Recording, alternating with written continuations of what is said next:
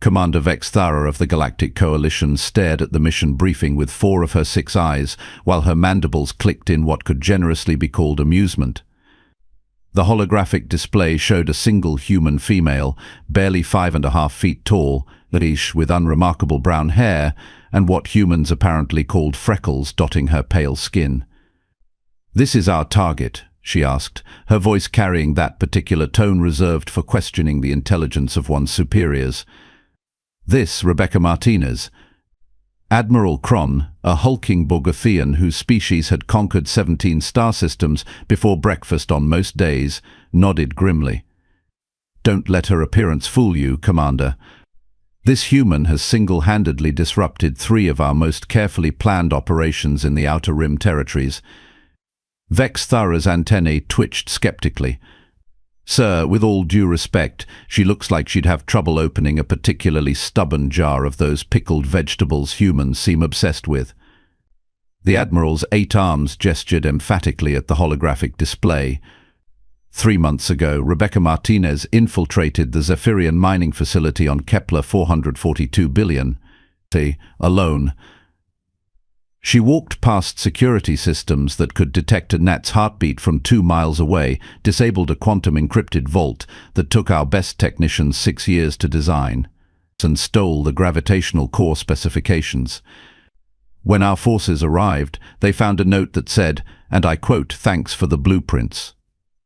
Also, your coffee machine was broken, so I fixed it.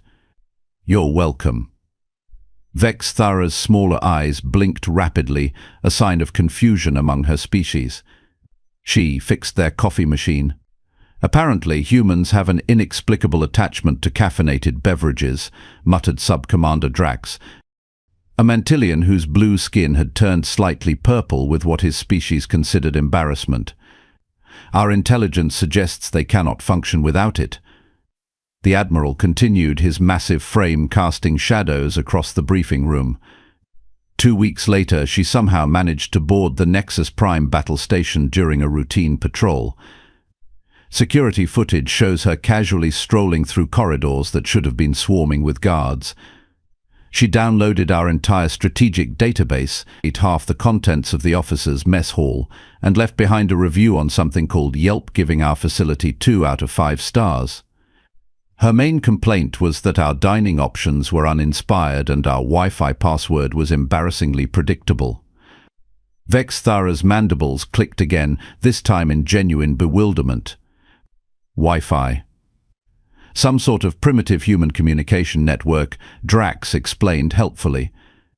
Apparently they expect it to be available everywhere, including on heavily fortified military installations in deep space. The final incident. Admiral Kron continued, his voice taking on the tone of someone recounting a particularly vivid nightmare, occurred on Titan Station. Rebecca Martinez somehow convinced our entire security force that she was there for a surprise inspection on behalf of the Galactic Health and Safety Commission, a department that I should mention doesn't actually exist. Vexthara felt a headache forming behind her primary eyes. How is that possible? She had official-looking paperwork, Drax said weakly. Very official-looking. And she spoke with such confidence that nobody questioned her authority. By the time someone thought to verify her credentials, she had already identified 17 safety violations, reorganized our filing system for better efficiency, and somehow gained access to the quantum communication array.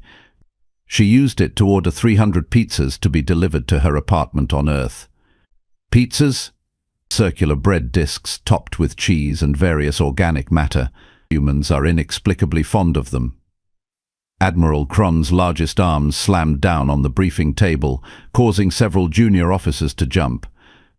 The point is, this human has made the Galactic Coalition look like a collection of incompetent amateurs. The High Council is furious. They want her eliminated, and they want it done yesterday. Vexthara studied the holographic display again. Rebecca Martinez had the kind of face that would disappear in a crowd, assuming the crowd consisted of other small, freckled humans. Nothing about her suggested the kind of tactical genius that could outmaneuver the galaxy's most sophisticated security systems. What's our intelligence on her background? she asked. Drax consulted his datapad with the enthusiasm of someone reading a grocery list. According to our sources, she worked as a systems analyst for a human corporation called Techno-Global Industries. Her job involved identifying inefficiencies in digital networks and recommending improvements. She has no formal military training, no enhanced cybernetic implants, and her only apparent hobby is something called geocaching, which involves finding hidden containers using primitive GPS technology. Geocaching, Vex Thara repeated slowly. So she hunts for treasure?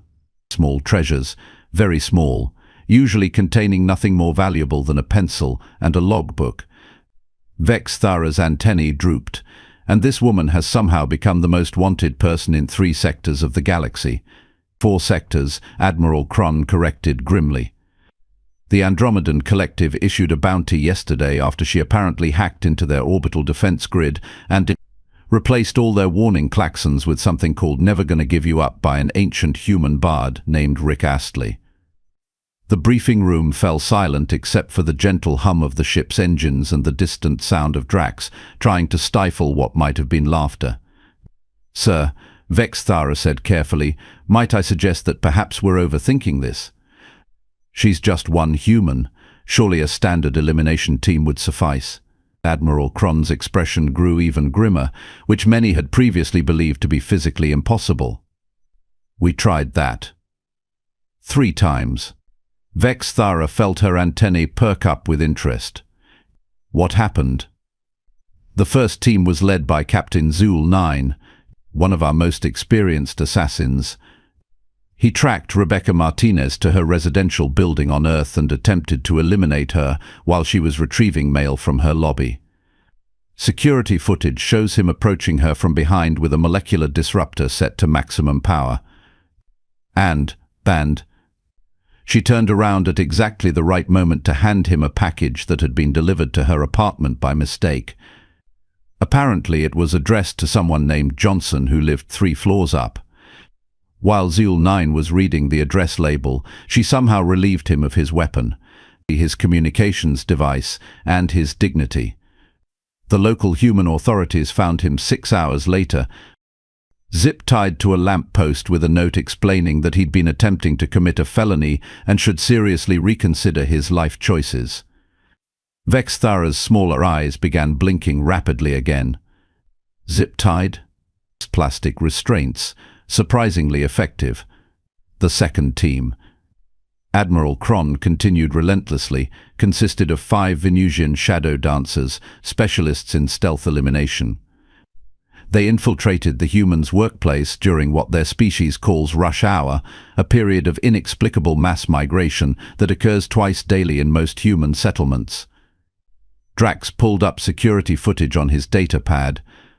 The team leader, designation Whisper 7, managed to corner the target in what humans call an elevator, a primitive vertical transportation device. He had her trapped between floors with no possible escape route. "Let me guess," Vex Thara said dryly. "It didn't go according to plan." Rebecca Martinez struck up a conversation about the weather, Admiral Kron said in the tone of someone describing a particularly baffling natural phenomenon. Apparently humans do this when confined in small spaces with strangers. Within 10 minutes, she had somehow convinced Whisper 7 that his chosen profession was causing him significant psychological distress and that he should consider a career change. By the time the elevator reached the ground floor, Whisper 7 had resigned from the Assassination Guild and accepted a position in Rebecca Martinez's department as a junior systems analyst. His psychological evaluation indicates he's never been happier. Vex Thara stared at the holographic display with growing fascination and horror. "And the other 4 shadow dancers?" "They're all working in human resources now," Drax said helpfully. "Apparently their stealth training translates surprisingly well to organizational efficiency consulting." Admiral Kron's arms gestured emphatically. "The third attempt involved our most dangerous operative, Keth the Unstoppable, a cybernetically enhanced warrior from the outer colonies. His body count includes 3 planetary governors, 2 space pirates, and an entire diplomatic mission that had the poor judgment to insult his mother. I sense another disappointing conclusion to this story, Vex Thara said.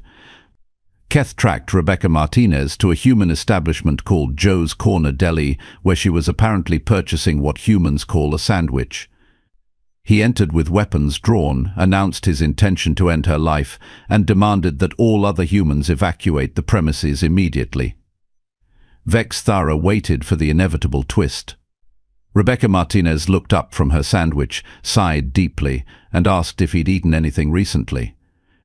When Keth admitted that he hadn't consumed food in 72 hours due to his focus on the mission, she ordered him a sandwich and insisted he sit down and eat before doing anything he might regret.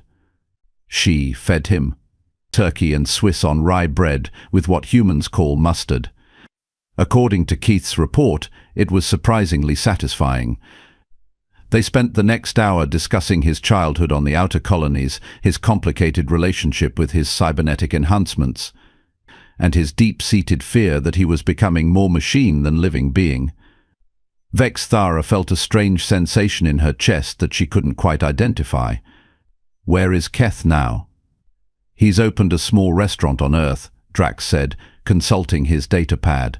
Specializes in fusion cuisine, combining outer colony spices with traditional human ingredients. The reviews are apparently quite positive. The briefing room fell silent again. Vex Thara studied the holographic display of Rebecca Martinez, who was shown smiling at the camera while holding what appeared to be a small furry creature that humans kept as companions. "So let me understand this correctly," she said slowly. "This human has defeated 3 of our most elite operatives not through violence, superior technology, or tactical brilliance, but through kindness and therapy," Admiral Kron added grudgingly. "Don't forget the therapy. Apparently, humans have an inexplicable ability to identify psychological issues in other species and offer unsolicited advice for resolving them." "It's deeply disturbing," Drax agreed. "Our xenopsychology department has no explanation for this behavior. Most species develop advanced weapons or enhanced defensive capabilities when threatened. Humans seem to have evolved advanced emotional intelligence and an overwhelming compulsion to help others, even when those others are actively trying to kill them." Vex Thara's mandibles clicked thoughtfully. "And now the High Council wants me to succeed where our 3 best operatives have failed." "Precisely," Admiral Kron said, "which is why we're not sending you alone." A new holographic display activated, showing a massive space station bristling with weapons and defensive systems. "I'm assigning you the Retribution Fleet, 12 of our most advanced warships, and authorization to use whatever force necessary to complete this mission." Vex Thara's antennae drooped again. "Sir, you're asking me to use enough firepower to level a small moon in order to eliminate 1 unarmed human female. I'm asking you to do whatever it takes to prevent Rebecca Martinez from making us look like fools again," Admiral Kron replied firmly. "The credibility of the Galactic Coalition is at stake." Drax leaned forward conspiratorially. "There's also a rumor that she's planning something big. Our intelligence suggests she's been monitoring Galactic Coalition communications and may be preparing some sort of counter-operation." "What sort of counter-operation could 1 human possibly mount against the most powerful military force in the galaxy?" Vex Thara asked. Admiral Kron's expression grew even grimmer. "We don't know. And that's what terrifies the High Council." Vex Thara stood up, her 4 legs carrying her to the viewport where she could see the stars of the Outer Rim territories stretching into infinity. "When do we depart?" "Immediately," Admiral Kron replied. "And Commander, this time there will be no survivors, no prisoners, no conversation about career changes or sandwich preferences. Rebecca Martinez dies, and she dies today." Vex Thara's reflection in the viewport showed a warrior who had never failed a mission, never shown mercy to an enemy, and never questioned orders from the High Council. But something about this particular assignment felt different, though she couldn't quite identify what. "Understood, sir," she said finally. "Rebecca Martinez will not survive the day." As she strode toward the hangar bay where the Retribution fleet waited, Vex Thara found herself wondering what kind of sandwich Kith the Unstoppable had eaten, and whether turkey and Swiss was really as satisfying as his report had indicated. She pushed the thought aside. After all, she was Vex Thara of the Galactic Coalition, and she had never met a problem that couldn't be solved with overwhelming firepower. Although she had to admit she was curious about this mysterious human ability to offer therapy to complete strangers. It seemed like a useful skill to have, especially in her line of work. 3 hours later, the Retribution fleet emerged from hyperspace directly above Earth, their combined firepower enough to crack continents. Vex Thara stood on the bridge of the flagship Annihilator, watching through the viewport as the blue and green planet rotated peacefully below them.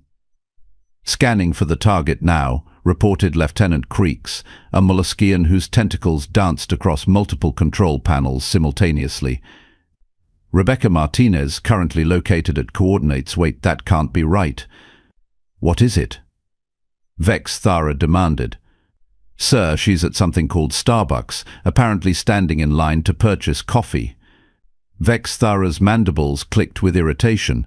Of course she is. Humans and their beverage obsessions. Can we get a visual? The main screen flickered to life, showing Rebecca Martinez standing casually in line, scrolling through what appeared to be a primitive communication device. She wore simple clothing, carried a small bag, and looked about as threatening as a particularly docile houseplant. "She knows we're here," announced Commander Flux, the ship's intelligence officer. His crystalline form sparkled nervously under the bridge lighting. "Our sensors are detecting unusual electromagnetic activity from her device." "What kind of activity?" "She's live streaming." Vex Thara felt her antennae droop. "She's what?" "Broadcasting to multiple human social media platforms. Current viewer count is approximately 4.7 million and climbing rapidly." On the screen, Rebecca looked up at the camera of her device and smiled. "Hey everyone, thanks for tuning in to what might be my final coffee run. As you can see behind me through the window, we've got some visitors from space today." The camera panned to show the massive alien fleet hanging ominously in Earth's sky like metallic storm clouds. "Now I know what you're thinking," Rebecca continued conversationally as she stepped forward in line. "Becca, that's a lot of really big, scary-looking spaceships." And you're absolutely right. But here's the thing about cosmic death fleets. They usually belong to people who haven't had their morning coffee yet, and that always makes everyone cranky. "Sir," Lieutenant Creeks reported with growing alarm, "she's broadcasting on all major human networks. The viewer count just passed 10 million. Vex Thara watched in fascination as Rebecca reached the front of the line. "Hi Marcus," she said cheerfully to the human behind the counter. "The usual, please. And maybe throw in a few extra shots today. I have a feeling it's going to be one of those days." The young human male named Marcus glanced nervously toward the window where alien warships blotted out portions of the sky. "Becca, should we maybe be, I don't know, running or hiding or something?" Rebecca shrugged while pulling payment from her small bag. "Marcus, my friend, there are exactly two ways this situation plays out. Either those nice people up there are here for a peaceful chat, in which case running around screaming won't help anybody. Or they're here to blow things up, in which case running around screaming still won't help anybody. But will definitely make getting good coffee significantly more difficult." "Sir," Commander Flux interrupted urgently, "human military forces are mobilizing worldwide, but they're maintaining defensive positions only. No aggressive movements toward our fleet." "Of course they aren't," Vex Thara muttered. "They're probably all watching the live stream." On screen, Rebecca had received her coffee and was walking toward the exit. "All right, everyone, wish me luck. I'm going to go have a conversation with our visitors. If this goes badly, remember me fondly. If it goes well, I'll probably have some great stories to share later." She stepped outside the building and looked directly up at the fleet. Then, to Vex Thara's complete bewilderment, she waved. "She's waving at us," Lieutenant Creeks reported unnecessarily. "I can see that," Vex Thara replied through gritted mandibles. Rebecca pulled out her communication device again. Okay, so here's the plan. I'm going to try calling them. And before anyone asks, yes, I have their number. How does she have our communications frequency? Commander Flux demanded. Before anyone could answer, the bridge communication system chimed with an incoming call. Lieutenant Creek stared at his controls in disbelief. Sir, we're receiving a transmission from Earth, specifically from the target. Put it through, Vex Thara ordered. Rebecca's voice filled the bridge, clear and remarkably cheerful considering the circumstances. Hello there, Galactic Coalition Fleet. This is Rebecca Martinez. I'm assuming you're here about those little incidents with your security systems. Vex Thara stepped forward toward the communication array. This is Commander Vex Thara of the Coalition Fleet Annihilator. You are charged with multiple acts of espionage, theft of classified materials, and making the entire Galactic Coalition look ridiculous. Surrender immediately for processing. Processing sounds ominous, Rebecca replied conversationally. Is that like enhanced interrogation, or more like being fed into a wood chipper? Because I have to tell you, I'm not really interested in either option. Your preferences are irrelevant. You will surrender, or we will take you by force. There was a pause, during which Vex Thara could hear the sounds of Rebecca sipping her coffee. You know, Commander Vex Thara, that's a beautiful name, by the way. I've been thinking about this whole situation, and I believe there might be some miscommunication happening here. Explain. Well, see, you all seem to think I've been working against the Galactic Coalition, but actually I've been working for you. Vex Thara's antennae perked up. Explain that statement. Think about it, Rebecca continued, her voice taking on the patient tone of someone explaining something obvious to a particularly slow child. Your security systems had massive vulnerabilities. Your strategic databases were laughably easy to access. Your military installations were running on password protection that could be cracked by a moderately motivated 12-year-old with a laptop. Commander Flux leaned forward. She's not wrong about the password issue. I've been performing free security consultations, Rebecca continued. And I have to say the results have been impressive since my visits. Zephyrian Mining has upgraded their quantum encryption by 4 generations. The Nexus Prime battle station completely overhauled their security protocols and hired actual professional guards instead of relying on automated systems. And Titan Station now has the most sophisticated multi-factor authentication system I've ever seen. Vex Thara felt a strange sensation that she was beginning to recognize as a headache. You're claiming you infiltrated our most secure facilities in order to help us. I'm saying I identified critical vulnerabilities in your infrastructure and provided actionable recommendations for improvement. The fact that I also had some really good sandwiches and fixed a few broken appliances along the way was just good customer service. Lieutenant Creeks pulled up security reports on his screen. Sir, she's actually correct. All 3 facilities have reported significant improvements in their security ratings following her visits. Plus, Rebecca continued, I gave you detailed intelligence on human defensive capabilities, reaction times, and military doctrine. Information that cost you absolutely nothing and could prove invaluable if you ever actually needed to invade Earth, which, let's be honest, you probably don't want to do anyway. And why wouldn't we want to invade Earth? Vex Thara asked, despite her better judgment. Because we're really annoying when we're upset, Rebecca replied cheerfully. We have this tendency to unite against common threats, develop increasingly creative forms of resistance, and generally make life miserable for occupying forces. Plus our coffee is terrible compared to yours, our music is weird. And we have this disturbing habit of adopting enemy soldiers as pets. Pets. Well, not literally pets, more like troubled family members who need guidance and emotional support. You've already lost 3 operatives to our humanitarian recruitment program. Vex Thara glanced at Commander Flux, who nodded grimly. Keth sent us a postcard last week. He says business is booming and he's thinking about opening a second location. The point is, Rebecca continued, I think we can resolve this situation without anyone getting vaporized, which would be nice because I just bought this coffee and it would be a shame to waste it.